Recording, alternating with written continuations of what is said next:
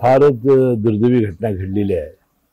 काल रात्री अचानकपणानं शॉर्ट सर्किटमुळे पेट झाला असं कळालं आणि त्याला मी महालक्ष्मी रेल्वेमध्ये होतो आणि फारच अस्वस्थता वाढली आणि मी ते सोशल मीडियावर सुद्धा पाहत होतो आणि तात्काळ उतरल्यानंतर या ठिकाणी येण्याचा निर्णय मी घेतला आणि पाहिल्यानंतर अतिशय मन सुन्न झालेलं आहे।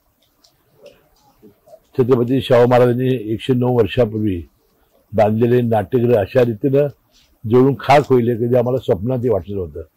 फारच हृदयद्रावक तकला चटका देणारा हा प्रसंग असं मी मानतो आणि म्हणून आता अशाच पद्धतीने आम्ही सर्व लोकप्रतिनिधी हे नाट्यगृह उभं करणं किंवा ह्याच्यापेक्षा किंवा चांगलं उभं करणं हे आमच्या समोरचं आव्हान आहे आणि ते आम्ही पार करू।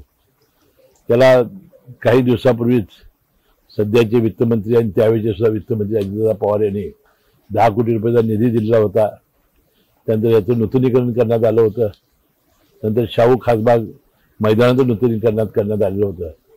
कारण जेव्हा शाहू महाराज हे युरोपला रोमला गेले होते त्यावेळी त्यांनी हे अशा प्रकारचं नाट्यगृह पाहिलं होतं, अशा प्रकारचं ॲम्फी थिएटर पाहिलं होतं आणि शाहू खासबाग मैदान आणि केशवराव भोसले नाट्यगृह उभारण्याची त्यांची त्यावेळेला कल्पना होती। ह्याला पहिल्यांदा पॅलेस थिएटर म्हटलं जायचं, त्यानंतर केशवराव भोसलेंचं नाव त्याला दिलं गेलं।